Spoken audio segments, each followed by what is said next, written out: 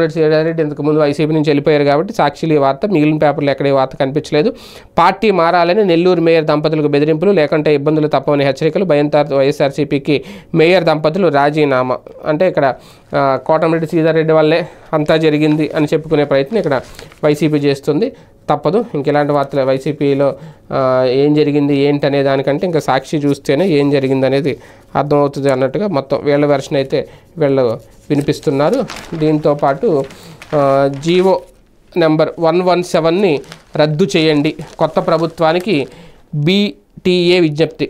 గత ప్రభుత్వం తీసుకొచ్చిన జీవో నెంబర్ 115 రద్దు చేయాలని బహుజన టీచర్స్ అసోసియేషన్ కొత్త ప్రభుత్వానికి విజ్ఞప్తి చేసింది.